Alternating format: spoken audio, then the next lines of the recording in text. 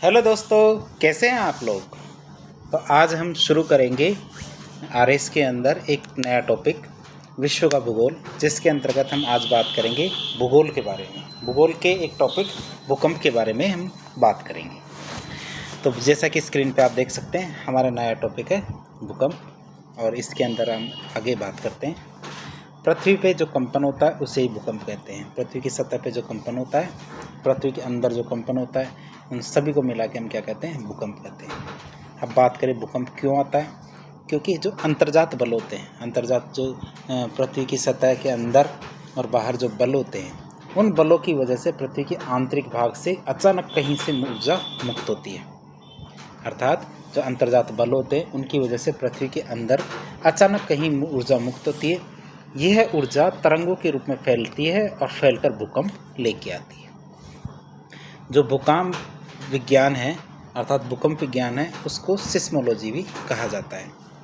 अब बात करें भूकंप तरंगों की, तो भूकंप तरंगों को सिस्मोग्राफ पर रिकॉर्ड या अभिलेखित किया जाता है। अर्थात हम कैसे पता लगा सकते हैं कि भूकंप कहाँ है, कितना आया, कितना मैग्नीट्यूड था, कितनी तीव्रता थी। तो भूकंपीय तरंगें होती है, उनका रिकॉर्ड या अभिलेखन किसके माध्यम से किया जाता है, सिस्मोग्राफ के माध्यम से किया जाता है। और भूकंप विज्ञान को सिस्मोलॉजी कहा जाता है।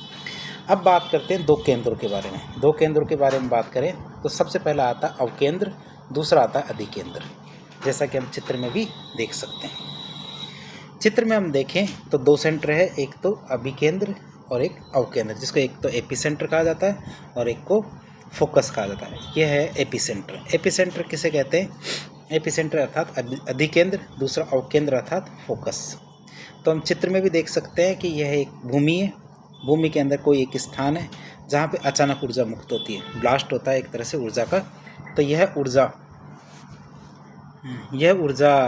उस जगह से शुरू होती है और शुरू होकर भूमि की सतह पर आने के प्रयास करती है, और सबसे पहले जिस जगह पे आके वो टकराती है उसे एपिसेंटर कहा जाता है। तो इस तरह से हमने देखा चित्र के माध्यम से। तो चित्र के माध्यम से देखे तो हम देख सकते हैं कि जो सेंटर हैं उनके बारे में। सबसे पहले अवकेंद्र की बात करते हैं, जिसको अंग्रेजी में फोकस कहते हैं। भूकंप के उद्गम केंद्र को ही फोकस कहा जाता है। अर्थात अवकेंद्र या फोकस किसे कहते हैं, जहाँ से भूकंप का उद्गम होता है। अवकेंद्र से ऊर्जा मुक्त होती है और ये ऊर्जा मुक्त होने के कारण ही भूकंप आते हैं। जैसा कि हमने यहाँ फोकस देखा था, तो फोकस से क्या होता है, ऊर्जा मुक्त होती है। अवकेंद्र से भूकंपीय तरंगों का निर्माण होता है और इसे फोकस या हाइपोसेंटर भी कहा जाता है। तो परीक्षा में कभी भी फोकस, हाइपोसेंटर या अवकेंद्र के बारे में पूछे तो हमें यही बताना है कि भूकंप के उद्गम केंद्र को अवकेंद्र कहते हैं और अवकेंद्र से ऊर्जा मुक्त होती है। इसी ऊर्जा मुक्त होने के कारण भूकंप आते हैं। अवकेंद्र से ही क्या भूकंपीय तरंगों का निर्माण होता है, इसे फोकस या हाइपोसेंटर कहा जाता है। इसके बाद एपिसेंटर की बात करते हैं। एपिसेंटर की बात करें तो जो अवकेंद्र या फोकस होता है, ठीक उसके ऊपर हम इस चित्र में भी देख सकते हैं, फोकस है, फोकस के ठीक ऊपर की तरफ हम देख सकते हैं। तो ठीक ऊपर की स्थित वह भाग जहां भूकंपीय तरंगे सबसे पहले जाके पहुंचती है उसे अधिकेंद्र या एपिसेंटर कहते हैं। अधिकेंद्र वाले क्षेत्र में भूकंप के कारण सबसे ज़्यादा विनाश होता है, क्योंकि भूकंप की तीव्रता उस स्थान पर सबसे ज़्यादा पाई जाती है। तो इस तरह से हम आपको चित्र को जूम करके दिखा देते हैं। चित्र को जूम करके देखते हैं तो जूम करने पर यह हमारी येलो कलर में धरती दिखती है, ये धरती है हमारी। और उसके बाद ये फोकस है।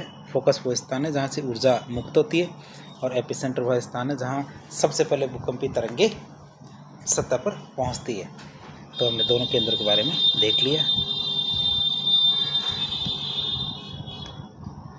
तो हम इसको जूम आउट कर देते हैं, जूम आउट करके आगे बात करते हैं। अब आगे हम भूकंपीय तरंगों की बारे में बात करते हैं। भूकंपीय तरंगों के बारे में बात करें हम, तो भूकंपीय तरंगे दो प्रकार की होती है। भूकंपीय तरंगे क्या होती है, दो प्रकार की होती है। एक तो भूगर्भीय तरंगे, अर्थात वो तरंगे जो धरती के अंदर चलती है। दूसरी होती है सतही तरंगे। सतही तरंगे के अर्थात जो सतह पर चलती है। तो जो भूगर्भीय तरंगे अर्थात धरती के अंदर चलने वाली तरंगों में दो तरंगों को गिना जाता है, एक पी वेव और एक एस वेव, अर्थात पी तरंग और एस तरंग। और सतही तरंगों को एल वेव या लव वेव या और राले वेव कहते हैं। तो इस तरह हमने 4 तरंगों के बारे में जाना। भूगर्भीय तरंगे तो हमारी पी वेव और एस वेव है, और सतही तरंगे हमारी एल वेव और राले वेव। हम आगे इनके बारे में एक एक करके अध्ययन करेंगे। जो भूगर्भीय तरंगे हैं उसमें पी तरंग और एस तरंग है। धरातलीय तरंगे उसमें एस एल तरंग और रेले या राले तरंग। सबसे पहले हम बात करते हैं पी तरंग की। जो पी तरंग अर्थात पी मतलब प्राथमिक तरंगे, प्राथमिक तरंगों को पी तरंगे भी कहते हैं। इन तरंगों की गति भूकंपीय तरंगों में सबसे सर्वाधिक होती है, अर्थात ये सबसे तेजी से एक जगह से दूसरी जगह जानती है। अर्थात ऊर्जा मुक्त होने के बाद ये तरंगे सबसे पहले सतह पर आने का प्रयास करती है। इनकी औसत गति 6 से 13 किलोमीटर प्रति सेकंड होती है, अर्थात इनकी गति कितनी होती है? 6 से 13 किलोमीटर प्रति सेकंड होती है। ये अनुदैर्ध्य तरंगे हैं जिसमें कणों का कंपन तरंग की दिशा में आगे पीछे होता है। क्या होता है? आगे पीछे होता है। और ये तरंगे सभी माध्यम में चलती है, अर्थात ठोस, द्रव और गैस तीनों माध्यमों में ये तरंगे चलती है। ये ध्वनि तरंगों जैसी ही होती है। ये तरंगे कैसी होती है? ये तरंगे ध्वनि तरंगों जैसी होती है। तो हमें इनमें कौन कौन सी खास बातें याद रखनी है कि ये एक तो भूकंपीय तरंगे होती है जिसकी गति सबसे ज़्यादा है। दूसरी गति की बात करें तो 6 से 13 किलोमीटर प्रति सेकंड की गति से ये चलती है। तीसरी, ये तरंगे कैसी होती है? अनुदैर्ध्य तरंगे है। और चौथी बात, इसमें कणों का कंपन कैसे होता है? इसमें कणों का कंपन आगे पीछे होता है। और ये तरंगे सभी माध्यमों में चलती है, ये हमें बातें याद रखनी है। और इसकी प्रकृति कैसी होती है? जैसे ध्वनि तरंगे होती है।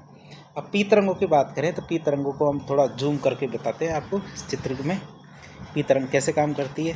पी तरंगों में हम ध्यान से देखें तो इस तरह से चल रही है तरंगे, इस तरह से तरंगे चल रही है। तो तरंगों की गति इस तरह से है। तो इसमें ध्यान से देखेंगे तो पहले थोड़ा दूरी चलती है, फिर कम तेज़ी से चलती है। ये वाला एरिया धीरे चलने वाला, फिर तेज़ी से चलती है, फिर धीरे चलती है, फिर तेज़ी से चलती है, फिर धीरे चलती है, फिर तेज़ी से चलती है। इस तरह वह आगे पीछे, अर्थात पहले आगे चलती है, फिर पीछे चलती है, फिर आगे चलती है, फिर पीछे चलती है, फिर आगे, फिर पीछे, फिर आगे, फिर पीछे, इस तरह से आगे चलती रहती है। तो हमने देखा ये तरंगी कैसी होती है? ध्वनि तरंगों जैसी होती है। और इनकी गति कैसी होती है? दिशा में आगे पीछे होके आगे चलती है। तो हम इसको मिटा देते हैं और ताकि आप चित्र को साफ देख सकें। तो इसके आगे हम देखते हैं एस तरंगे। एस तरंगे पी तरंगों की जस्ट उल्टी होती है। जैसे एस तरंगों को सेकेंडरी तरंगे, ये द्वितीय तरंगे भी कहते हैं। इन तरंगों की गति पी तरंगों से कम होती है। इन तरंगों की गति कैसी होती है? पी तरंगों से कम होती है। उन तरंगों की गति की बात करें तो ये 6 से 13 किलोमीटर, जैसा कि अभी आपने स्क्रीन पे देखा, 6 से 13 किलोमीटर पी तरंगों की स्पीड है। तो एस तरंगों की गति 4 से 7 किलोमीटर की प्रति सेकंड होती है। 4 से 7 किलोमीटर प्रति सेकंड होती है। ये अनुप्रस्थ तरंगे, पी तरंगे हमारी अनुदैर्ध्य तरंगे थी।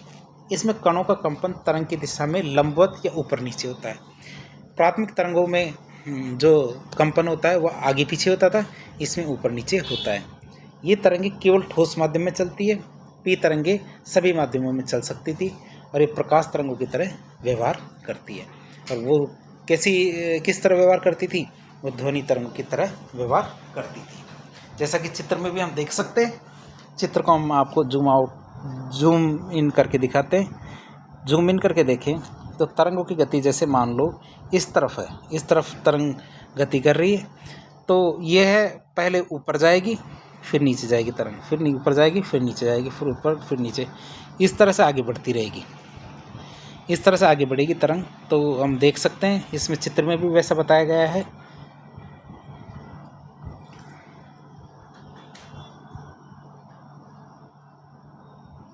तो हम इसको जूम आउट कर देते हैं। जूम आउट करने पर आपको चित्र थोड़ा साफ दिखाई देगा।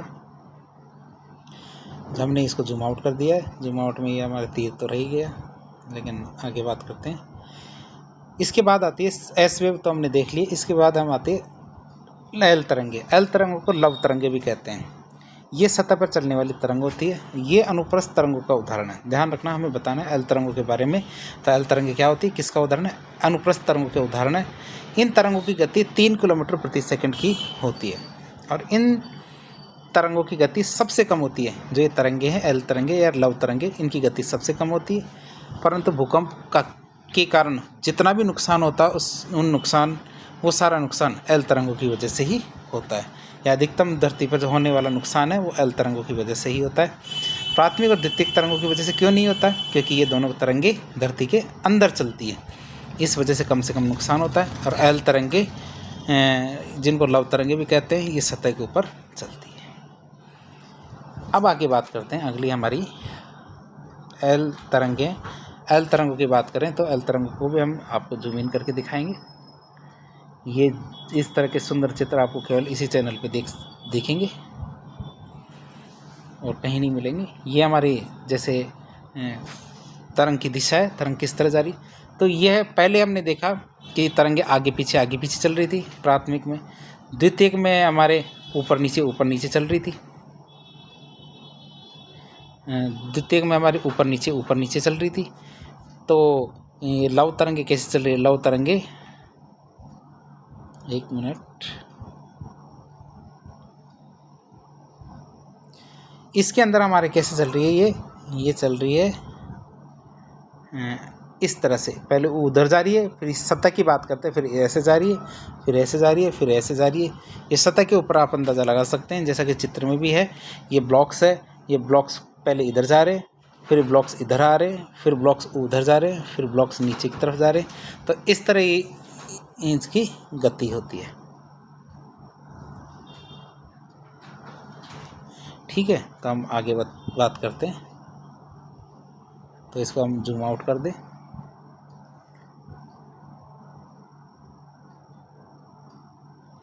इसके बाद हम बात करेंगे रेले तरंग की। रेले तरंग की बात करें तो ये सतही तरंगे होती है, क्योंकि लव तरंगे और रेले तरंगे सतही तरंगे होती है। इनमें कणों का कंपन आगे पीछे और ऊपर नीचे दीर्घवृत्ताकार के रूप में होता है, अर्थात ये आगे पीछे भी होती है और ऊपर नीचे भी होती है। अतः इन तरंगों में अनुदैर्ध्य अनुप्रस्थ दोनों प्रकार की तरंगों के गुण पाए जाते हैं। जैसा कि, और ये सतही तरंगे, ये हम देख सकते हैं कि ये किस तरह चलती है। इसको भी मैं आपको जूम इन करके दिखाऊंगा। जब ये आगे पीछे और ऊपर नीचे चलती है तो इसमें हम ध्यान से देखेंगे, पहले ये ऐसे चलती है, फिर ऐसे चलती है, फिर ऐसे ख़त्म हो जाती है, फिर ये दोबारा ऐसे चलती है, फिर दोबारा ऐसे चलती है। तो इस तरह ये गोल गोल वृत्ताकार में चलती रहती है और ऐसा लगता है जैसे पूरी धरती को किसी ने हिलाकर रख दिया हो।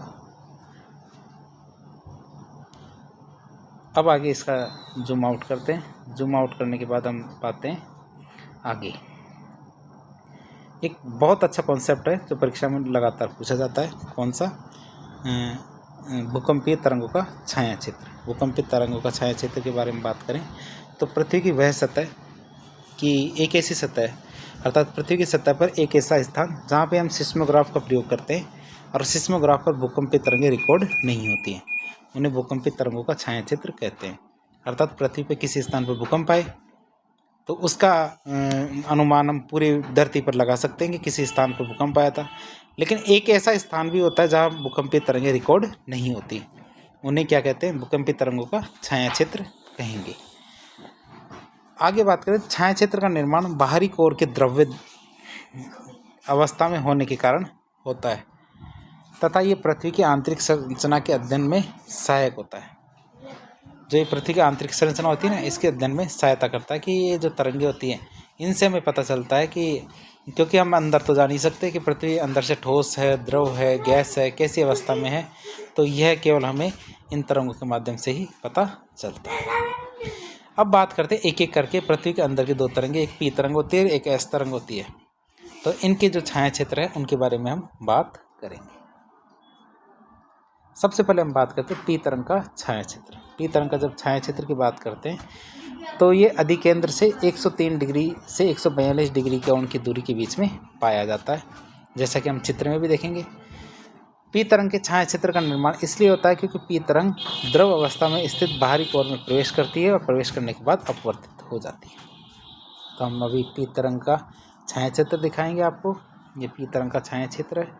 अब इस चित्र को ध्यान से देखते हैं। ध्यान से देखने पर हम पाते हैं क्या कि ये तरंगे जो इस सेंटर से निकलती है और इस तरह से जा रही है, इस तरह से जा रही है, इस तरह से जा रही है। हमें पता है कि ये तरंगे इस तरह से जानी चाहिए, इस तरह से जानी चाहिए, लेकिन यहाँ इस वाले एरिया में और इस वाले एरिया में जब हम सिस्मोग्राफ का प्रयोग करते हैं तो यहाँ भूकंपीय तरंगों का अनुमान या फिर भूकंपीय तरंगे यहाँ इन स्थानों पर रिकॉर्ड नहीं होती है।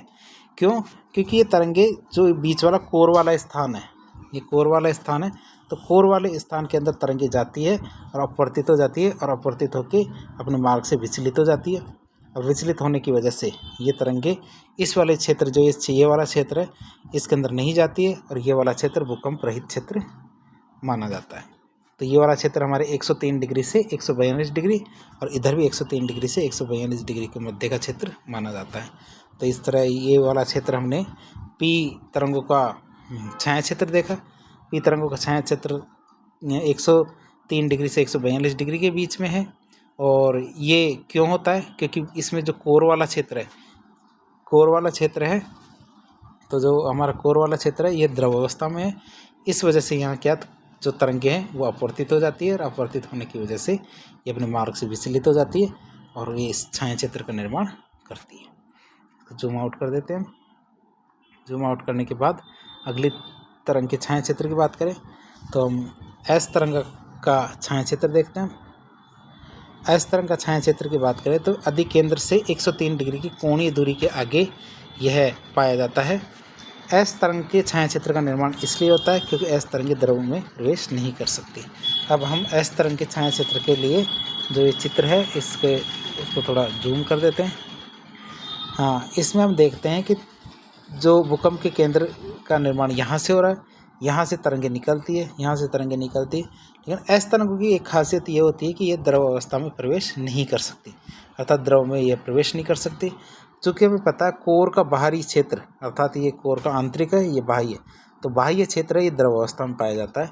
इस कारण इस क्षेत्र के अंदर ये एस तरंगे प्रवेश नहीं करती है और प्रवेश नहीं करने के कारण इसके यहाँ 103 डिग्री से लेके ये यहाँ से पूरा और 103 डिग्री तक का क्षेत्र छाया क्षेत्र के रूप में होता है। अर्थात यहाँ सिस्मोग्राफ में भूकंपीय तरंगों को अनुमान या फिर रिकॉर्ड नहीं लगाया जा सकता, रिकॉर्ड नहीं किया जा सकता। तो इस तरह हमने एस तरंगों का छाया चित्र देखा, जो आपको इसको तो हटा देते हैं, आप सुंदर सा चित्र देखिए और इसको निहारिए।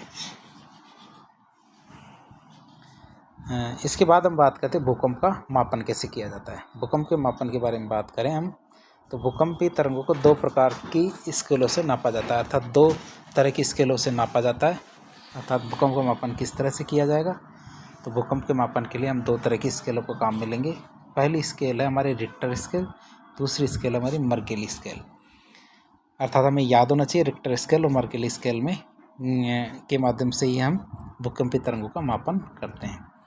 अब इनके बारे में बात करें तो इनमें कुछ अंतर है, अर्थात जब भी इनमें अंतर है इसीलिए इनका इस्तेमाल अलग अलग जगह किया जाता है। सबसे पहले रिक्टर स्केल की बारे में बात करते हैं, फिर हम इसका तुलनात्मक ही अध्ययन करेंगे। तुलनात्मक अध्ययन करें अर्थात ये रिक्टर स्केल है, ये मर्करी स्केल। रिक्टर स्केल की बात करें तो ये भूकंप के दौरान जो मुक्त होने वाली ऊर्जा है उसको नापती है, जिससे ये भूकंप का परिमाण बताती है, अर्थात भूकंप कितना तेज आया है। जबकि मर्केली स्केल क्या करती है, भूकंप तो आ गया लेकिन भूकंप के वजह से जो तीव्रता को नापती है कि भूकंप की वजह से कितना नुकसान हुआ है। कि किसी भी भूकंप की वजह से, जैसे रेगिस्तान के अंदर कोई भूकंप आया लेकिन वहाँ कोई रहता ही नहीं है, जब वहाँ कोई रहता ही नहीं है तो कोई नुकसान भी नहीं हुआ, तो नुकसान नहीं हुआ तो मर्केली स्केल उसको कम से कम बताएगी। लेकिन जो महानगरीय सिटी है उसके अंदर भूकंप आता है और उसकी वजह से जान माल की हानि सबसे ज़्यादा होती है, तो इससे छोटा सा भूकंप आता है लेकिन हानि बहुत ज़्यादा होती है, तो मर्केली स्केल के अंदर उसका मापन बहुत ज़्यादा होगा। जबकि इसके उल्टा मर्केली स्केल यदि कोई सहारा मरुस्थल के क्षेत्र में जहाँ कोई रहता ही नहीं है, वहाँ यदि उच्च तीव्रता का भूकंप ही आता है लेकिन उसकी वजह से जान माल की हानि नहीं होगी, तो उसकी तीव्रता मर्केली स्केल में कम ही आएगी। लेकिन रिक्टर स्केल में उसकी तीव्रता जो वास्तविक होती है वही आती है। रिक्टर स्केल की बात करें तो इसमें 0 से लेकर 9 तक की इकाइयाँ होती है। मर्केली स्केल की बात करें तो इसमें 1 से 12 तक की इकाइयाँ होती है और सभी इकाइयाँ रोमन संख्या में लिखी जाती है। अब बात करें रिक्टर स्केल की तो यह मात्रात्मक स्केल है, अर्थात इसमें भूकंप कितना तेज आया है केवल इसकी मात्रा बताई जाती है और इसका इम्पैक्ट या इसका नुकसान के बारे में कोई भी बात नहीं की जाती है। मर्केली स्केल क्या है? गुणात्मक स्केल होता है। गुणात्मक स्केल का मतलब कि भूकंप कितना भी तेज़ आया है, कितना धीरे आया है, लेकिन इसकी वजह से हुआ कितना नुकसान है उसका अंदाज़ा लगाया जाता है, अनुमान लगाया जाता है। रिक्टर स्केल क्या है? एक लघु गुणक स्केल है। क्या है रिक्टर स्केल? लघु गुणक स्केल है। इसमें एक इकाई बढ़ती है, अर्थात 0 से 1, 1 से 2, 2 से 3, इस तरह एक इकाई बढ़ती है। तब जब भूकंप का स्तर 10 गुना बढ़ जाता है, अर्थात 10 गुना भूकंप की ऊर्जा रिलीज होगी, तब एक इकाई बढ़ेगी। फिर उसकी 10 गुना रिलीज होगी ऊर्जा, फिर एक इकाई बढ़ेगी। तो इस तरह एक इकाई बढ़ाने के लिए पिछले जो स्तर होता है उससे 10 गुना ऊर्जा ज़्यादा मुक्त होनी चाहिए। और आजकल की बात करें तो आजकल मॉडिफाइड मर्केली स्केल का उपयोग किया जाता है। तो इस तरह हमने रिक्टर स्केल और मर्केली स्केल की बात करी, जिसका उपयोग किस में किया जाता है? भूकंप की तरंगों का मापन में।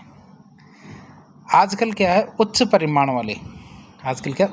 वाले भूकंपों को, उच्च परिमाण का मतलब अर्थ है कि जैसा इन इकाइयों मर्केली और रिक्टर स्केल है, जिनके माध्यम से भी हम जिसको नाप नहीं सकते, उनके लिए हमने क्या किया? मोमेंट मैग्नीट्यूड स्केल, इसका निर्माण किया है, अर्थात मोमेंट मैग्नीट्यूड स्केल का निर्माण किया है, जिसका उपयोग हम किस में करते हैं? उच्च परिमाण वाले भूकंपों को नापने में।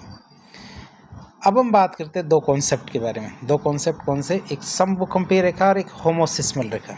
समभूकंपीय रेखा में नाम से ही पता चलता है, समभूकंप रेखा, अर्थात ऐसे स्थान दुनिया के अंदर को जोड़ा जाए जहां समान परिमाण के या समान तीव्रता के भूकंप आते हैं, तो इन्हें समभूकंपीय रेखा कहते हैं।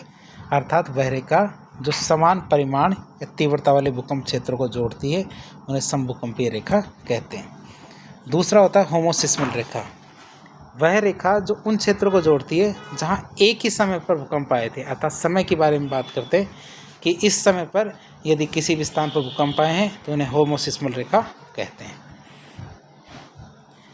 अब आते हैं भूकंप आते ही क्यों है, भूकंप के क्या कारण हैं। भूकंप के कारणों की बात करें तो भूकंप निर्माण की प्राकृतिक और मानव गतिविधियों की वजह से आते हैं। अब भूकंप के कारणों की बात करें तो भूकंप दो वजह से आते हैं, एक तो प्राकृतिक कारणों की वजह से, एक मानवीय कारणों की वजह से। सबसे पहले हम प्राकृतिक कारणों की वजह से भूकंप की बात करते हैं। तो भूकंप क्यों आते हैं, प्राकृतिक कारणों की वजह से क्यों आते हैं? सबसे पहले हम देखते हैं प्लेट विवर्तनिक गतियाँ। प्लेट विवर्तनिक गतियाँ अर्थात जब प्लेटें एक दूसरे के नज़दीक या दूर जाती है तो भूकंप आते हैं। प्लेटों की गति के कारण भूकंप आते हैं। अभिसारी प्लेट किनारों पर उच्च तीव्रता के भूकंप आते हैं, जबकि अपसारी प्लेट किनारों पर मध्यम तीव्रता के भूकंप आते हैं, तथा संरक्षित किनारों पर निम्न तीव्रता के भूकंप आते हैं। अब ये हम समझ सकते हैं कि जो अभिसारी प्लेट किनारों पर उच्च तीव्रता के भूकंप क्यों आते हैं। जब प्लेटें एक दूसरे की तरफ आती है, एक दूसरे से टकराती है, तो उच्च तीव्रता के भूकंप आते हैं। जब प्लेटें एक दूसरे से दूर जाती है तो मध्यम तीव्रता के भूकंप आते हैं। और संरक्षित प्लेटें अर्थात जब एक प्लेट दूसरे प्लेट के सहारे एक दूसरे के विरुद्ध सरकती है तो उसकी वजह से निम्न तीव्रता के भूकंप आते हैं। दूसरा कारण देखते हैं हम ज्वालामुखी उद्गार, अर्थात किसी भी स्थान पर ज्वालामुखी उद्गार होता है तो वहाँ विस्फोट होता है, और विस्फोट के कारण कई बड़े बड़े पत्थर ज़मीन पर आके गिरते हैं, या विस्फोट के कारण धरती में थोड़ा सा भूकंप या कंपन होता है। फिर आता है भ्रंश निर्माण। भ्रंश निर्माण की बात करें तो अंतर्जात बलों के कारण चट्टानों के बीच में भ्रंश का निर्माण होता है, और भ्रंश निर्माण के कारण अचानक ऊर्जा मुक्त होती है, जिसकी वजह से भूकंप आते हैं। इसके बाद हम बात करें अगला कारण जिसकी वजह से भूकंप आ सकता है, ये कारण है प्रत्यास्थ पुनश्चलन सिद्धांत। प्रत्यास्थ पुनश्चलन सिद्धांत की बात करें तो यह सिद्धांत प्रोफेसर रीड ने दिया था, यह हमें याद होना चाहिए। प्रत्यास्थ पुनश्चलन सिद्धांत प्रोफेसर रीड के द्वारा दिया गया था, और इस सिद्धांत के अनुसार जब चट्टाने पर बल लगता है, जैसा कि हम चित्र में देख सकते हैं, ये कोई चट्टान है, जैसे कि हम देख सकते हैं ये कोई चट्टान है, इस पर हमने बल लगाया, इसमें एक तरफ बल तो इस तरफ लग रहा है, ये कोई चट्टान थी हमारी जिसमें बल की बात करें तो एक तरफ बल तो इधर की तरफ लग रहा है, दूसरी तरफ बल इधर की तरफ लग रहा है, एक ही चट्टान में। तो एक समय ऐसा आता है कि ये रबड़ की तरफ खींचने लग जाएगी, ये वाली चट्टान इधर की तरफ खींचने लगेगी, और ये इधर की तरफ खींचने लगेगी, ठीक है। तो ये रबड़ की तरफ खींचेगी, लेकिन एक टाइम ऐसा आएगा कि चट्टानें विकृत हो जाएगी, विकृत हो जाएगी तो इसके एक सीमा के बाद में चट्टानें खिसकना बंद कर देगी और ये बीच में से यहाँ से टूट जाएगी। अब ये टूट जाएगी, जैसे ये टूटेगी तो जैसी ये पहले स्थिति थी वैसी की वैसी वापस निर्माण होके स्थायी हो जाएगी। तो ये जब एक साथ स्थायी होती है तो ये झटके के साथ अपना पुराना आकार ग्रहण करेगी। इस वजह से क्या होता है कि भूकंप आने की संभावना बन जाती है। तो इस तरह हमने देखा प्रोफेसर रीड के अनुसार जो ये भूकंप का सिद्धांत था। तो इस सिद्धांत के अनुसार जब चट्टानों पर बल लगता है तो वे रबड़ की भांति खींचती है। चट्टानों पर बल लगता है तो रबड़ की भांति खींचती है और खींचने की वजह से क्या होता है, चट्टानें विकृत हो जाती है और एक सीमा तक खींचने के बाद चट्टानें टूटकर अलग हो जाती है। अलग होने पर चट्टानें झटके से पुनः अपना आकार ग्रहण कर लेती है और इसी की वजह से क्या होता है, इसी की वजह से भूकंप आते हैं। तो प्रोफेसर रीड वाला आप यदि परीक्षा में पूछा जाए तो लिख सकते हैं, जैसा कि चित्र में भी हमने देखा था। अगला कारण क्या है भूकंप का, प्राकृतिक कारण की हम बात कर रहे थे, समस्थितिक समायोजन। पृथ्वी में कुछ ऊंचे भाग होते हैं, कुछ नीचे भाग होते हैं, ये हमें पता है। पृथ्वी में कुछ ऊंचे भाग अर्थात पहाड़ होते हैं, जबकि कुछ नीचे भाग अर्थात महासागरों की तली होती है। लेकिन पृथ्वी इन दोनों के बीच में संतुलन बना के रखती है, अर्थात इनमें संतुलन बना रहता है। इसी बात को समस्थिति कहते हैं। जब ये संतुलन अपर्दन और निक्षेपण गतिविधियों के कारण बिगड़ता है तो पृथ्वी संरचनात्मक गतिविधियों के द्वारा इस संतुलन को दोबारा बनाने का प्रयास करती है, जिसकी वजह से क्या होता है, भूकंप आते हैं। इस प्रकार ये भूकंप पर्वतीय और तटीय क्षेत्रों में अधिक आते हैं, जैसा कि हम चित्र के माध्यम से आपको बताएंगे। घबराइए नहीं, हम आपको चित्र के माध्यम से बताएंगे। अब इसमें सबसे पहले हम देखते हैं, ये हमारे ऊंचे स्थल है, ये महासागर की गहराई के स्थल है, अर्थात हम बात करते हैं ये हमारे ऊंचे स्थल पहाड़ है और ये हमारे मैरियाना ट्रेंच को मान लीजिए जो सबसे गहरा स्थल है। ठीक है, तो जब वो ऊंचे स्थल पे अपर्दन की प्रक्रिया होती है, बारिश होती है, हिम बर्फ़ गिरती है, तो इनके साथ ऊंचे स्थल अपर्दित होते हैं और उनके कंकर पत्थर नदियों के साथ बह बह के इन जो गहरे स्थान होते हैं इनके अंदर आके धीरे धीरे भरने लग जाते हैं। इससे पहले पृथ्वी क्या करती है, जो ऊंचे स्थान और नीचे स्थान होते हैं अर्थात ऊंचे स्थान और जो निम्न स्थान है इनके बीच में क्या है, समायोजन बना के रखती है। लेकिन ये समायोजन कब टूट जाता है, जब ऊंचे स्थानों की मिट्टी कंकर पत्थर नदियों के साथ बह के इस नीचे वाले स्थान में धीरे धीरे बहने लगते हैं। तो ये धीरे धीरे नीचा स्थान होता है वह धीरे धीरे भारी होने लगता है उन चट्टानों की वजह से। इस वजह से चट्टानें भारी होती है और भारी होने की वजह से ये चट्टानें क्या है, धीरे धीरे पिघलने लगती है और पिघलने की वजह से ये धीरे धीरे भूमि के अंदर आके यहाँ जम जाती है, धीरे धीरे जम जाती है। तो ये भूगर्भीय लावा है, जैसा कि आप नाम में भी देख सकते हैं। ये लावा जब बहुत अधिक गर्म हो जाता है तो ये सब ऊपर ये पहाड़ धीरे धीरे पहले इतना बड़ा था, फिर इतना छोटा, फिर इतना छोटा, फिर धीरे धीरे छोटा होता जाता है, अर्थात ये वाली धरती कमज़ोर हो जाती है। तो ये लावा क्या है, कमज़ोर स्थान देखकर वापस निकलता है और वापस निकल के इस पहाड़ को और ऊंचा वापस बना देता है और ये वाला स्थान नीचे धंसता जाता है। तो ये वाला स्थान नीचे धंसता जाएगा और धीरे धीरे यह लावा इधर की तरफ आता जाएगा और ये कमज़ोर स्थान देख के ये ऊपर की तरफ चल जाएगा। तो इस तरह पृथ्वी क्या करती है, ऊपर ऊंचे और नीचे के स्थान होते हैं, नीचे वाले स्थान होते हैं, इनके अंदर समायोजन बना के रखती है। यदि कोई भी इन समायोजन को बिगाड़ने का प्रयास करता है, पृथ्वी एक झटके में उसको समायोजन करने का प्रयास करती है। इसी वजह से भूकंप आते हैं। अगला कॉन्सेप्ट की बात करें जिनकी वजह से भूकंप आता है तो वो है भूपटल का संकुचन। भूपटल का संकुचन की बात करें तो बहुत सारे वैज्ञानिक ऐसा मानते हैं कि पृथ्वी ठंडी हो रही है, पहले पृथ्वी गर्म थी और अब ठंडी हो रही है और ठंडे होने की वजह से भूपटल संकुचित हो रहा है अर्थात सिकुड़ रहा है।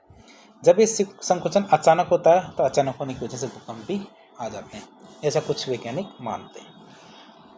लेकिन हम सबसे बड़ा कारण है मानव जनित कारण, तो उनके बारे में बात करते हैं। मानवों की वजह से भूकंप आते हैं, या फिर देखें मानव की वजह से ही भूकंप आते हैं। पहला कारण आता है बांध निर्माण।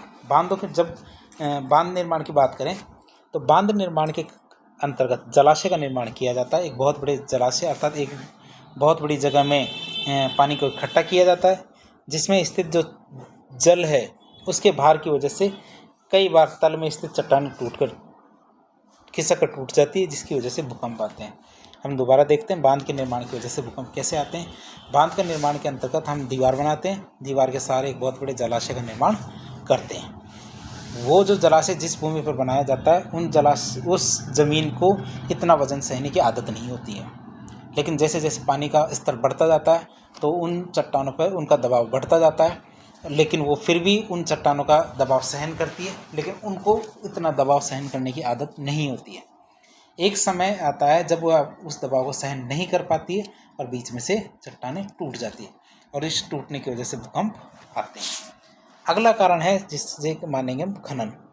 कई बार क्या है, अतिरिक्त खनन किया जाता है, अर्थात आप गहराई में और गहराई में और गहराई में खनन करते चले जाते हैं और ज़मीन अंदर से पोली होती जाती है। जब अंदर से ज़मीन पोली होती जाती है तो इस वजह से क्या है, अचानक कभी कभी खानों की जो छतें होती हैं वो ढह जाती हैं अंदर, जिसकी वजह से आसपास के क्षेत्र में कंपन आता है, जिसे हम भूकंप कहेंगे। तो इन खोखली खानों की वजह से कई बार क्या भूकंप का कारण भी बन जाता है। अगला विस्फोट की बात करते हैं। कई बार क्या होता है, जब हम रक्षा उपकरणों का प्रयोग करते हैं तो टेस्टिंग के दौरान हमें उन रक्षा उपकरणों का उपयोग किया जाता है, तो उन उपयोग के कारण क्या होता है, कभी कभी कंपन आ जाता है, जैसे हमने पोखरण के अंदर किया। परमाणु और रासायनिक विस्फोट की वजह से भी परमाणु भूकंप के हल्के झटके महसूस किए जा सकते हैं।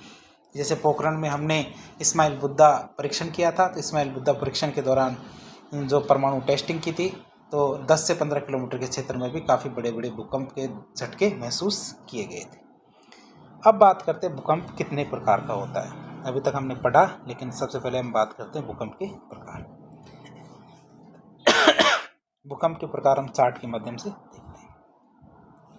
भूकंप के प्रकार देखें तो सबसे पहले देखते हैं कारक के आधार पर, दूसरा अवकेंद्र की गहराई के आधार पर, तीसरा स्थिति के आधार पर देखें।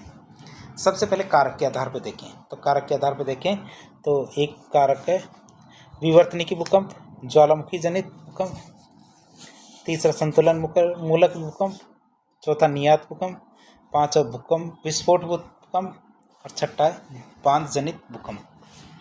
अवकेंद्र की गहराई के आधार पर देखें तो सामान्य भूकंप, मध्यम भूकंप और गहरे भूकंप। स्थिति के आधार पर देखें तो स्थलीय भूकंप और जलीय भूकंप। तो इस तरह से हमने भूकंप के प्रकार देखा। तो अब इनका विस्तार से वर्णन देखते हैं।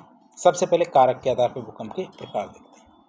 कारक के आधार पर भूकंप के प्रकार देखें तो सबसे पहले आता है विवर्तनिक भूकंप, जिसको टेक्टोनिक अर्थक्वेक कह सकते हैं। वह भूकंप जो प्लेटों की गति के कारण प्लेट किनारों पर आते हैं उन्हें विवर्तनिकी भूकंप कहा जाता है। अब चित्र के अनुसार इसको पहले देख लेते हैं। चित्र को जूम करके दिखाएंगे, आप घबराने की जरूरत नहीं, इतने सुंदर चित्र आप कहीं नहीं मिलेंगे, केवल इसी चैनल पे मिलेंगे। सबसे पहले हम बात करते हैं प्लेटों की। जब प्लेटें, जैसे एक प्लेट ये है, एक प्लेट ये है, ये दोनों आपस में पास आ रही, तो बीच वाला ये एरिया है ये धीरे धीरे ऊपर हो रहा है। नीचे से ध्यान से देखेंगे तो ये चट्टानें टकरा रही है, नीचे से चट्टानें पिघल रही है। तो इस वजह से भूकंप आते हैं। जब अभिसारी प्लेटों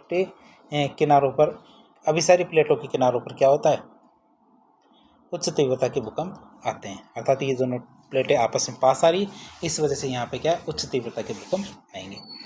दूसरे चित्र में देखें अपसारी प्लेटों की बात करें तो अपसारी प्लेटों के किनारे पर मध्यम तीव्रता के भूकंप आते हैं, अर्थात जब प्लेटें दूर जाती है तो इनके बीच में गैप आ जाता है, गैप की वजह से क्या मध्यम तीव्रता के भूकंप आते हैं।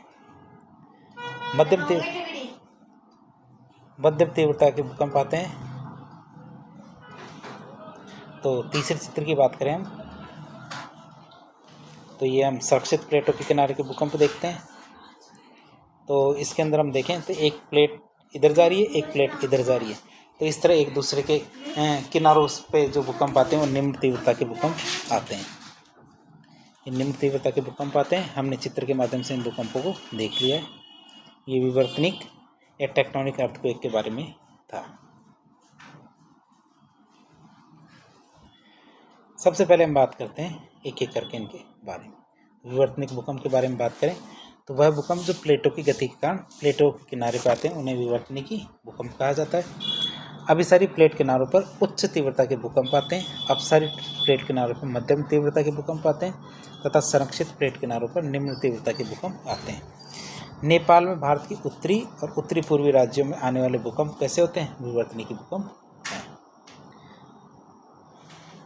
इसके बाद बात करेंगे हम ज्वालामुखी जनित भूकंपों के बारे में। ज्वालामुखी जनित भूकंपों के बारे में बात करें तो विस्फोट ज्वालामुखी उद्गार से आने वाले जो बहुत बड़े विस्फोट ज्वालामुखी होते हैं, उनके उद्गार से लावा निकलता है, बड़े बड़े कंकर पत्थर निकलते हैं, राख निकलती है, तो उनसे आने वाले भूकंप को ज्वालामुखी जनित भूकंप भी कहते हैं। और भूमध्य सागरीय क्षेत्र में ऐसे भूकंप काफ़ी देखे जा सकते हैं। अगला आता है संतुलन मूलक भूकंप। समस्थिति की समायोजन किया जाता है, तो इसके दौरान संरचनात्मक गतिविधियाँ की जाती है और इन संरचनात्मक गतिविधियों के कारण जो भूकंप आते हैं उन्हें संतुलन मूलक भूकंप भी कहते हैं। और ऐसे भूकंप मुख्य रूप से तटीय और पर्वतीय क्षेत्रों में आते हैं। जो तटीय क्षेत्र होते हैं या पर्वतीय क्षेत्र होते हैं, इन क्षेत्रों में ऐसे भूकंप आते हैं। इसके बाद हम देखते हैं नियत भूकंप। नियत भूकंपों की बात करें हम तो नियत भूकंप किसे कहेंगे? जो भूमिगत खानें होती हैं, अर्थात ज़मीन के नीचे जो खानें बनाई जाती है, वो अंदर से अधिक खनन की वजह से खोखली हो जाती है और खोखली होने की वजह से कभी कभी इनकी छत ढह जाती है और इनकी छतें ढहने की वजह से भूकंप आ जाते हैं और अचानक जब छत गिरती है तो आसपास में कंपन महसूस किया जाता है और इन कंपनों की वजह से जो भूकंप आते हैं उन्हें नियत भूकंप कहेंगे। इसके बाद हम देखते हैं विस्फोट भूकंप। रासायनिक और परमाणु विस्फोटों के कारण जो भूकंप आते हैं उन्हें विस्फोट भूकंप कहा जाता है।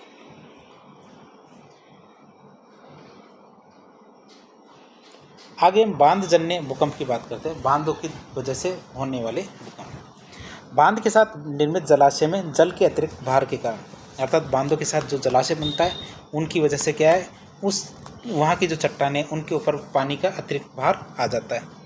इस वजह से जलाशय के तलों की चट्टानें खिसकने लगती है और टूट जाती है। इस प्रकार आने वाले भूकंपों को बांधजन्य भूकंप या जलाशय भूकंप भी कहते हैं। तो इस तरह हमने भूकंपों के प्रकार के बारे में देख लिया। अब अवकेंद्र के आधार पर जो भूकंप के प्रकार है उनके बारे में देखते हैं। सब इसको 3 भागों में बांटा: सामान्य भूकंप, मध्यम भूकंप और गहरे भूकंप। सामान्य भूकंप की बात करें तो इस प्रकार के भूकंप में अवकेंद्र की गहराई 50 किलोमीटर तक होती है, अर्थात धरती के सतह से ही है 50 किलोमीटर गहराई में होता है। इन भूकंपों का परिणाम कम और तीव्रता अधिक होती है, अर्थात इनका परिमाण तो कम होता है और तीव्रता इनकी अधिक होती है। और ये भूकंप सबसे ज़्यादा विनाशकारी होते हैं। क्यों? क्योंकि यह सतह के काफ़ी नज़दीक होते हैं, 50 किलोमीटर की दूरी में ही होते हैं। इसके बाद आता है मध्यम भूकंप। मध्यम भूकंप क्या है? भूकंप में अवकेंद्र की गहराई 50 से 250 किलोमीटर ही होती है और ये मध्यम परिमाण तथा तीव्रता के भूकंप होते हैं। ये मध्यम परिमाण के और मध्यम तीव्रता के भूकंप होते हैं। इसके बाद बात करेंगे हम गहरे भूकंप की। इस प्रकार के भूकंप में अवकेंद्र की गहराई 250 से 700 किलोमीटर होती है। यह उच्च परिमाण वाले भूकंप होते हैं और इन्हें पातालीय भूकंप भी कहते हैं। तो इस तरह हमने सामान्य, मध्यम और गहरे भूकंप देखें और ये अवकेंद्र की गहराई के आधार पर था। अब स्थिति के आधार पर भूकंपों का प्रकार देखेंगे। स्थिति के आधार पर भूकंपों को प्रकार देखें तो 2 प्रकार के भूकंप होते हैं, एक स्थलीय भूकंप और जलीय भूकंप। जैसा कि नाम से हमें पता चलता है, यह भूकंप मुख्य रूप से स्थलीय भाग में आते हैं, जैसे कि मध्य महाद्वीपीय पेटी क्षेत्र में आने वाले भूकंप। दूसरा जलीय भूकंप। इस प्रकार के भूकंप महासागरों के तलों में आते हैं। इन्हें समुद्री या सागरीय भूकंप भी कहते हैं। इन्हीं भूकंपों के कारण सुनामी नामक ऊंची विनाशकारी लहरें आती है, जिसकी वजह से काफ़ी नुकसान होता है। तो इस तरह हमने अभी भूकंपों के प्रकार के बारे में देखा। अब विश्व के अंदर भूकंपों का किस प्रकार से वितरण किया गया, अर्थात विश्व में भूकंप किस प्रकार से आते हैं, इसके बारे में हम देखेंगे। तो भूकंप का वैश्विक वितरण के बारे में बात करें। प्लेट विवर्तनिकी के आधार पर विश्व में 3 भूकंपीय पेटियां पाई जाती हैं। पहली परिप्रशांतीय महासागरीय पेटी, दूसरी मध्य महाद्वीपीय पेटी और तीसरी हमारी मध्य महासागरीय पेटी। तो हमारे 3 पेटियां हैं। 3 पेटियों के बारे में हम एक एक करके अध्ययन करते हैं। चित्र में भी हम देख सकते हैं, जहाँ सबसे ये महाद्वीप के जो मैप लगा हुआ है, मैप के अंदर जो सबसे गहरी लाइन है, काली लाइन, इन क्षेत्रों के अंदर सबसे ज़्यादा भूकंप आते हैं। ये इसमें ये वाली जो लाइन है ये मध्य महाद्वीपीय पेटी है, ये वाली लाइन है ये महासागर के बीच में, तो मध्य महासागरीय पेटी है। और तीसरा प्रकार था हमारा मध्य महासागरीय पेटी और परिप्रशांतीय पेटी का अर्थात प्रशांत महासागर के चारों ओर का क्षेत्र, अर्थात ये वाला जो क्षेत्र है, ये वाला इधर से ये वाला, तो ये परिप्रशांतीय क्षेत्र महासागरीय पेटी का अर्थ तो प्रशांत महासागर के चारों तरफ से घेरती है, तो वो वाली पेटी के बारे में बात की गई है। तो हम इसको मिटा देते हैं, ये आपको काली लाइन के माध्यम से आसानी से देखने को मिलता है।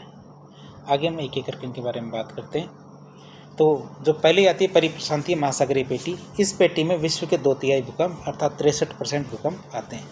परिप्रशांतीय महासागरीय पेटी में विश्व के 2/3 भूकंप अर्थात 63% भूकंप आते हैं। इस पेटी क्षेत्र में उच्च परिमाण के भूकंप आने के कारण, क्या कारण है इसका? अभिसारी प्लेट किनारे। अन्य कारकों की बात करें तो ज्वालामुखी, पर्वतीय तथा तटीय क्षेत्रों की उपस्थिति की वजह से इस क्षेत्र में सबसे अधिक भूकंप आते हैं। अतः इस पेटी क्षेत्र में संतुलन मूलक भूकंप, विवर्तनिकी भूकंप और ज्वालामुखी भूकंप तीनों प्रकार के भूकंप आते हैं। एरियो की बात करें, जापान, उत्तरी अमेरिका, दक्षिणी अमेरिका के पश्चिमी भाग में आने वाले भूकंप इसी पेटी क्षेत्र से संबंधित हैं। तो हमने अभी परिप्रशांतीय महासागरीय पेटी के बारे में देखा। यह प्रशांत महासागर की ये वाला जो एरिया है, इधर से ये वाला एरिया है, तो इस क्षेत्र में सबसे अधिक भूकंप आते हैं। 63% भूकंप परिप्रशांतीय महासागरीय पेटी किसको कहते हैं।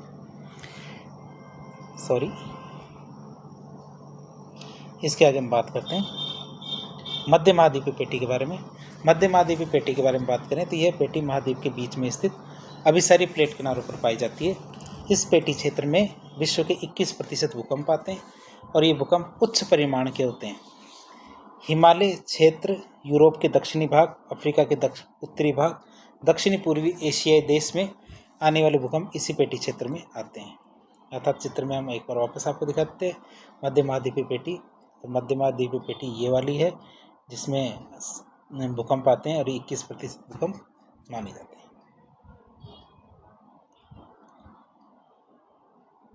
इसके बाद आता है मध्य महासागरीय पेटी। मध्य महासागरीय पेटी की बात करें तो यह पेटी महासागरीय क्षेत्र में स्थित अपसारी प्लेट किनारे हैं, उन किनारों पर पाई जाती है। यह मध्यम तीव्रता के भूकंप आते हैं। कैसे भूकंप आते हैं? मध्यम तीव्रता के भूकंप आते हैं। मध्य अटलांटिक कटक क्षेत्र में आने वाले भूकंप इसमें सम्मिलित किए जाते हैं। एक बार वापस आपको चित्र मैप में दिखा देते हैं। तो मध्य महासागरीय पेटी किसके बारे में बात करें तो ये वाली लाइन है, एक मिनट, ये वाली लाइन है, तो ये मध्य महासागरीय पेटी है। इसमें हल्के पुल्की लाइनें ये वाली भी है, ये मध्य महासागरीय पेटी है। तो इसके बाद हम बात कर लेते हैं इसके बारे में। अन्य क्षेत्रों की बात करें जहाँ भूकंप आते हैं, अन्य क्षेत्रों की बात करें तो प्लेट किनारों के अलावा भूकंप कई स्थानों पर भी आते हैं। जैसे जलाशय के क्षेत्र होते हैं, विस्फोटक गतिविधियाँ होती है, अत्यधिक खनन वाले क्षेत्र होते हैं, भ्रंश निर्माण वाले क्षेत्र होते हैं। तो इन क्षेत्रों में भूकंप आ जाते हैं जिनको अन्य क्षेत्र के रूप में वर्गीकृत किया जाता है। अब हम सबसे ज़रूरी बात, भारत में भूकंप कैसे आते हैं, ये भारत के में भूकंप की स्थिति के बारे में बात करते हैं। तो भारत में हिमालय पर्वतीय क्षेत्र में सबसे अधिक भूकंप आते हैं। अर्थात भारत में सबसे ज़्यादा भूकंप कहाँ आते हैं? हिमालय पर्वतीय क्षेत्र में, क्योंकि इस क्षेत्र में अभिसारी प्लेट किनारे स्थित है, जहाँ पे इंडो ऑस्ट्रेलियन प्लेट हर साल 1 सेंटीमीटर यूरेशियन प्लेट की तरफ खिसक रही है। अर्थात जो भारत की प्लेट है ये वाली, जैसे ये भारत की प्लेट है और ये यूरेशियन इंडो ऑस्ट्रेलियन की प्लेट है, तो इसकी तरफ भारत की प्लेट खिसक रही है। जब भी ये खिसकती है, और ये हमारा हिमालय क्षेत्र है, तो ये हर साल 1 सेंटीमीटर ऊपर की तरफ खिसक रही है। तो हम इसके आगे बात करते हैं। जब भारत के भूकंपीय क्षेत्र की बात करें तो भारत के प्रायद्वीपीय पठारी भाग को अब तक भूकंप से सुरक्षित माना जाता था, क्योंकि भारत का सबसे पुराना स्थिर और प्रौढ़ भूभाग है ये, क्योंकि ये भारत का सबसे पुराना स्थिर और प्रौढ़ भूभाग है। यहाँ पे ऐसा माना जाता था जो प्रायद्वीपीय भारत है वहाँ कभी भूकंप नहीं आते। परंतु पिछले कुछ वर्षों में महाराष्ट्र में आने वाले भूकंपों ने इस परिकल्पना को खारिज कर दिया। अर्थात भूकंप पहले प्रायद्वीपीय भारत में नहीं आते थे, लेकिन पिछले कुछ सालों में महाराष्ट्र में लगातार भूकंप आ रहे हैं, जिसकी वजह से ये हमारा विचार था ये ध्वस्त हो गया। अर्थात इस विचार को खारिज कर दिया गया है। भूवैज्ञानिकों के अनुसार महाराष्ट्र का एक क्षेत्र है लातूर ओस्मानाबाद। इस क्षेत्र में कृष्णा और भीमा नदी क्षेत्र में एक भ्रंश का निर्माण हो रहा है, जिसके कारण इस क्षेत्र में भूकंप आने लग गए। अतः अब भारत का कोई भी क्षेत्र पूर्ण रूप से भूकंप से सुरक्षित नहीं माना जा सकता। फिर भी अन्य क्षेत्रों की तुलना करें तो भारत में कम से कम भूकंप आते हैं। अब बात करते हैं भारत में भूकंप का मापन कैसे किया जाता है। भारत में भूकंप के मापन की बात करें तो भारत में भूकंप का मापन Medvedev Spooner Karnik scale MSK के द्वारा किया जाता है। अर्थात भारत में भूकंप का मापन मेदवेदेव स्पूनर कार्निक स्केल के द्वारा किया जाता है। यह स्केल 1964 में लाई गई थी, इसीलिए इसे MSK 64 के नाम से भी जाना जाता है। अर्थात MSK 1964 के अंदर इसको पहली बार प्रयोग में लिया गया था और भारत में इसी के द्वारा नापा जाता है। भारत के अंदर भूकंप का मापन इसी के माध्यम से किया जाता है। ये जो स्केल है ये मॉडिफाइड मर्करी स्केल के सिद्धांत पर आधारित है। अर्थात इसमें भी पैमाना 1 से लेकर 12 तक रोमन संख्याओं में नापा जाता है। इसमें भूकंप के होने वाले विनाश की तीव्रता को मापा जाता है और इसमें 1 से 12 तक रोमन संख्याओं के माध्यम से नापा जाता है। इसमें 1 से 12 तक की इकाइयाँ होती हैं जो रोमन संख्या में लिखी जाती है। भारत में भूकंप का वितरण इसी स्केल के आधार पर दर्शाया गया है। भारत में भूकंप का वितरण की बात करते हैं तो इसके अंदर कुछ जोन्स बनाए गए। जैसे भारत में भूकंप का वितरण की बात करें तो इसमें जोन 5, जोन 4, जोन 3,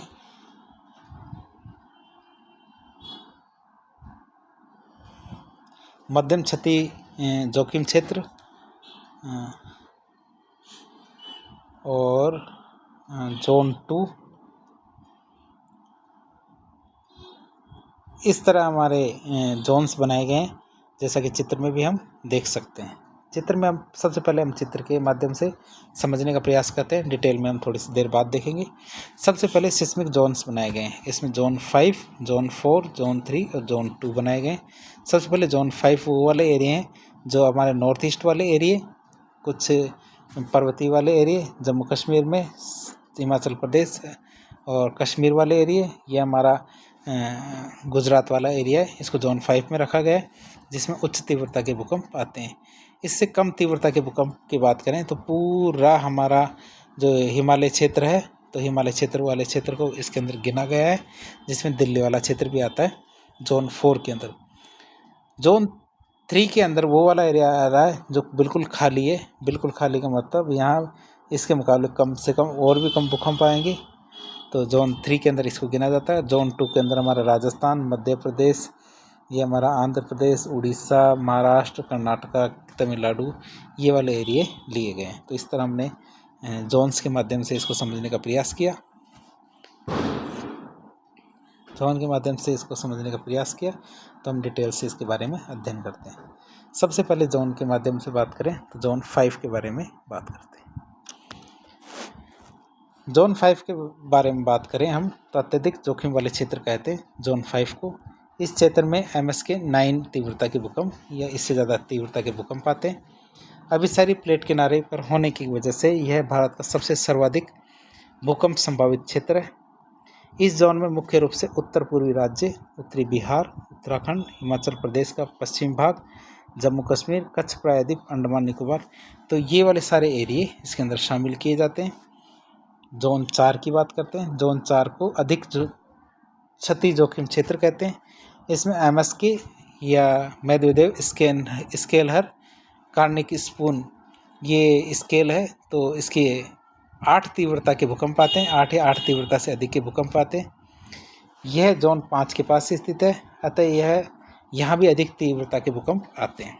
यह जोन मुख्य रूप से जम्मू कश्मीर, हिमाचल प्रदेश, उत्तराखंड, दिल्ली, पंजाब, हरियाणा, राजस्थान, उत्तर प्रदेश और बिहार का उत्तरी भाग, सिक्किम, पश्चिम बंगाल, गुजरात और महाराष्ट्र के जो तटीय क्षेत्र है उन क्षेत्रों में ये विस्तृत है।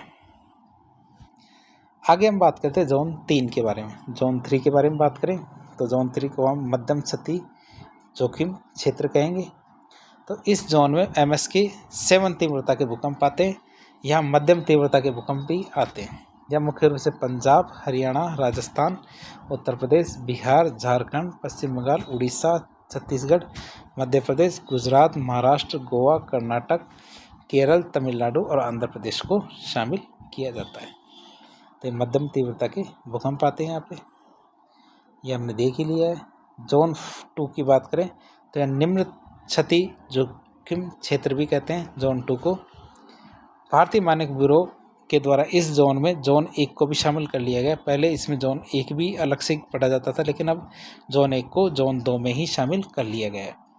भारत में 4 भूकंपीय क्षेत्र पाए जाते हैं, जोन पाए जाते हैं। इस जोन में MSK 6 या उसके अधिक तीव्रता के भूकंप आते हैं। यह जोन भारत में लगभग 46% क्षेत्रफल पे पाया विस्तृत है। इसमें मुख्य रूप से पंजाब, हरियाणा, राजस्थान, उत्तर प्रदेश, गुजरात, मध्य प्रदेश, उड़ीसा और प्रायद्वीपीय भारत का अधिकतम क्षेत्र और लक्षद्वीप को शामिल किया जाता है। तो इस तरह हमने भारत में भूकंपों के वर्गीकरण के बारे में पढ़ा। अब बात करते हैं भूकंपों के कुछ सकारात्मक और कुछ नकारात्मक प्रभाव के बारे में। सकारात्मक प्रभाव के बारे में बात करें, भूकंप की वजह से हमें क्या लाभ होता है। भूकंप पृथ्वी की आंतरिक संरचना के अध्ययन करने में सहायता करते हैं। भूकंप के कारण जब कोई भूभाग ऊपर उठता है तो हमें भूमि प्राप्त होती है। भूकंप के कारण तटवर्ती क्षेत्र पर जब कोई भूभाग धंस जाता है तो गहरे बंदरगाह का निर्माण होता है। तो इस तरह से भूकंप के कुछ फ़ायदे भी होते हैं, लेकिन फ़ायदे से ज़्यादा तो नुकसान होते हैं। नुकसान के बारे में बात करें तो भूकंप की वजह से कौन कौन से नुकसान होते हैं। पहला, नकारात्मक प्रभाव में जान माल की हानि होती है।